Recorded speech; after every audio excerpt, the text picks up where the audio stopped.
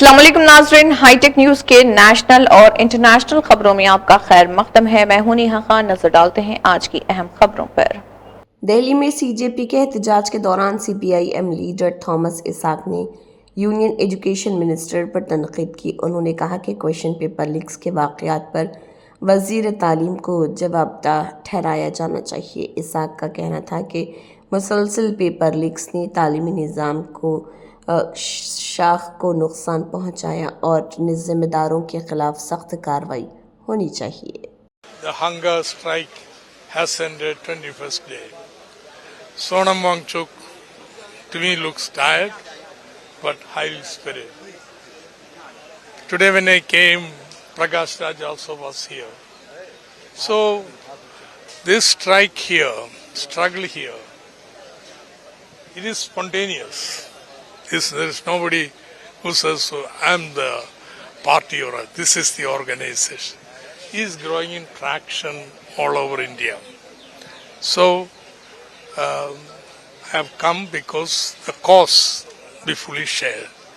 The unemployment in India and also irregularities in the entrance exams. There must be somebody accountable for that. This is a struggle for accountability.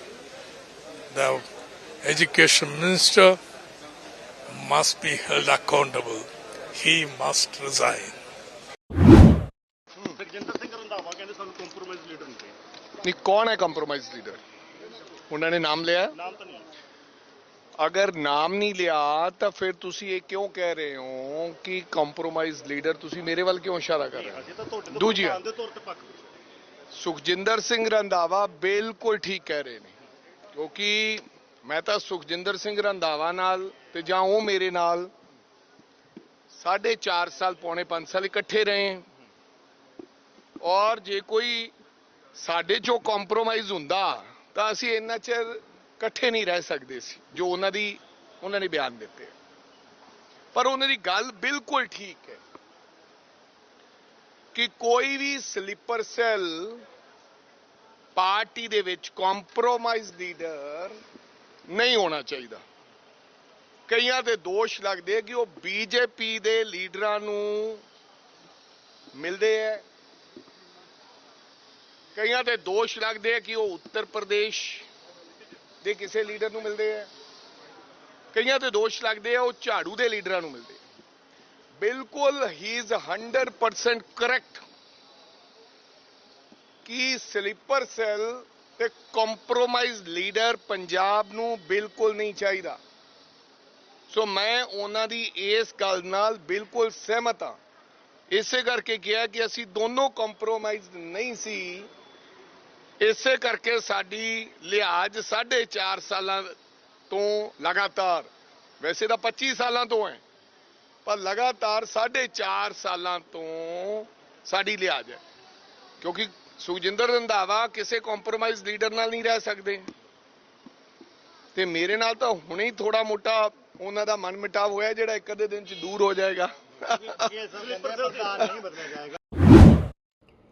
वज़ीर आज़म नरेंद्र मोदी ने New Zealand में अपने 3 मुल्की दौरे के आखिरी मरहले मुकम्मल कर लिए हैं। दौरा ख़त्म करने के बाद वो दिल्ली के लिए रवाना हो गए। इस दौरे के दौरान मोदी ने कई अहम मुलाकातें और 2 तरफ़ा ताउन को मजबूत बनाने के लिए मुख्तलिफ इजलासों में शिरकत की।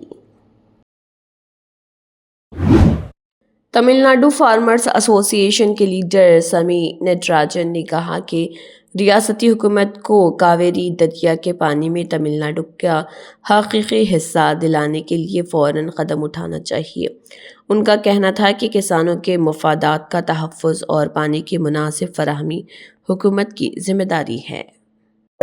ஜூன் மாதம் 9.11 டிஎம்சி வரணும். அதே மாதிரி ஜூலை மாதம்லாம் சேர்த்திங்கன்னா 42 டிஎம்சி வரைக்கும் தண்ணி வரணும். இப்போ இந்த ஆண்டு தென்மேற்கு பருவமழை எல்லா இடத்துலையும் பொய்த்து போயிருக்குது. இப்போ தான் சில மாநிலங்களில் பெய்ய ஆரம்பிச்சிருக்குது. காவிரி நீர்பிடிப்பு பகுதிகளில் போதிய மழை இல்லைங்கிறது ஒரு யதார்த்தமாக இருந்தாலும் உச்சநீதிமன்ற தீர்ப்பில் தெளிவாக சொல்லப்பட்டிருக்கு. பற்றாக்குறை காலங்களில் எப்படி நீரை பகிர்ந்து கொள்வது, கர்நாடக அணைகளில் இருக்கக்கூடிய தண்ணீரினுடைய அளவை கணக்கில் எடுத்துக்கிட்டு தமிழகத்தினுடைய தேவை என்னங்கிற அடிப்படையில் இந்த பற்றாக்குறை காலத்தில் எப்படி பகிர்ந்தெடுக்கணும் அப்படிங்கிறது உத்தரவு இருக்கு. இதை செயல்படுத்தக்கூடிய ஆள் யாருன்னா தமிழ்நாட்டில் இருக்கக்கூடிய சில கட்சிகள் சொல்வதை போல தமிழ்நாட்டில் இருக்கக்கூடிய முதலமைச்சர் போய் கர்நாடக முதலமைச்சர்கிட்ட போய் பேச்சுவார்த்தை நடத்தி வாங்க முடியாது. இதுக்கு தான் ட்ரிபியூனல் அமைக்கப்பட்டு தீர்ப்பு வந்தாச்சு. அந்த தீர்ப்பை செயல்படுத்துவதற்கு மானிட்டர் பண்ணுவதற்கு காவிரி மேலாண்மை ஆணையமோ ஒழுங்காற்று குழுவும் இருக்கு. அங்கதான் முறையிடணும். அங்க முறையிட்டு தான் நமக்கு உரிய பங்கை பெறணும். அந்த வேலையை மாநில அரசாங்கம் செய்யணும். அவங்க மாநில அரசாங்கம் கடிதம் அனுப்பியிருக்காங்க. தேவை ஏற்பட்டா உடனடியாக அந்த கூட்டத்தை.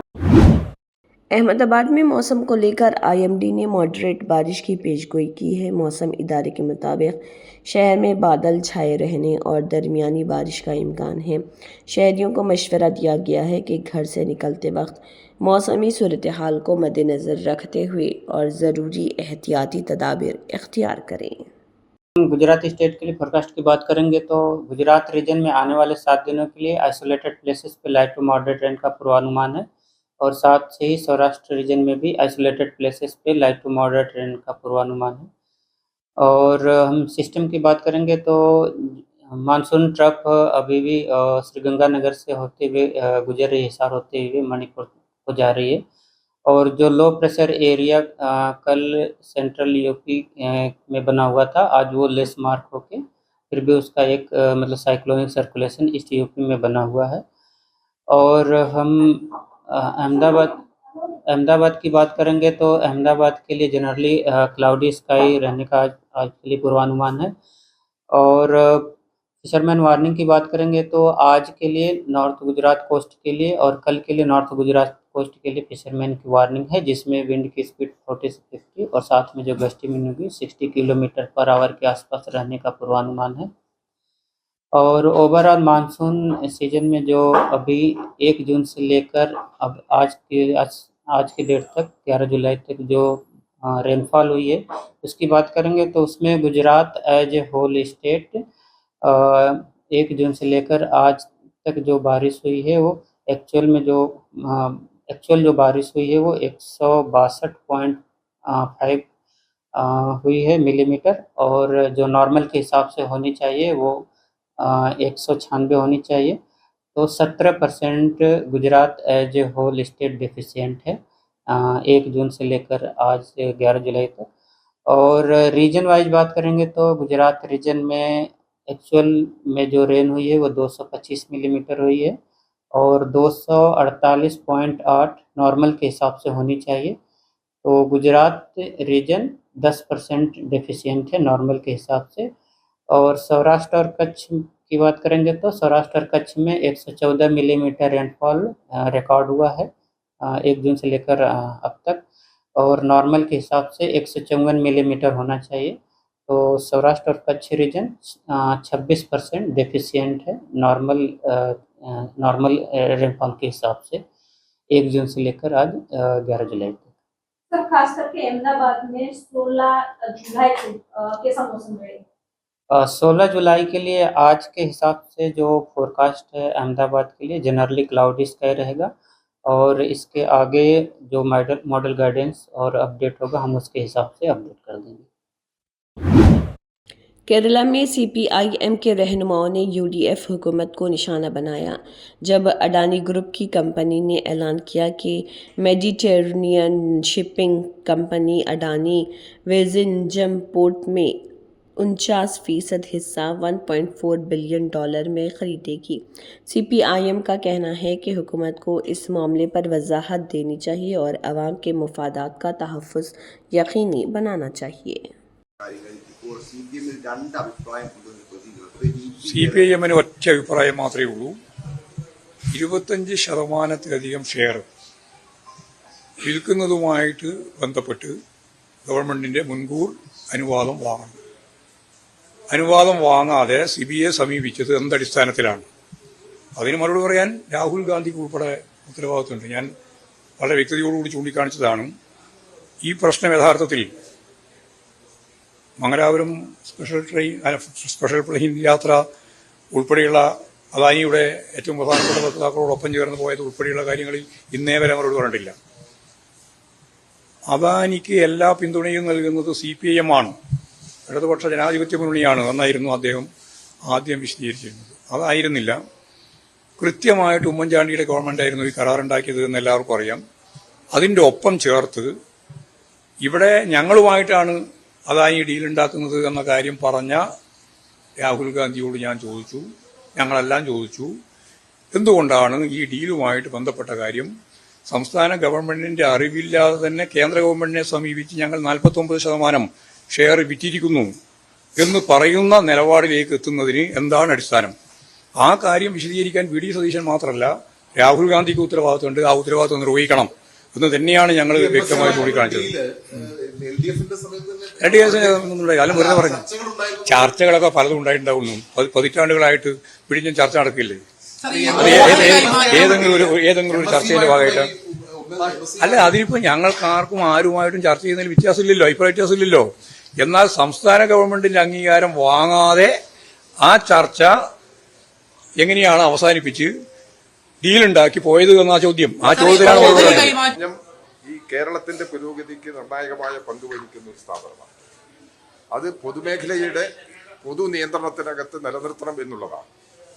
അതിന് വ്യത്യസ്തമായ ചില സമീപനങ്ങൾ ഗവൺമെന്റ് വന്നപ്പോൾ ആ ഗവൺമെന്റ് നിലപാടിനെയാണ് CPM വിമർശിച്ചിരുന്നത്. അതിൽ രണ്ടഭിപ്രായമില്ല, ഒരേ അഭിപ്രായം തന്നെയാണ് ഈ കാര്യത്തിൽ കാര്യങ്ങൾ. പാചകത്തിന് इसी के साथ हाईटेक न्यूज के नेशनल और इंटरनेशनल खबरें इख्तिताम को पहुंचती हैं। दीजिए इजाजत, अल्लाह हाफिज।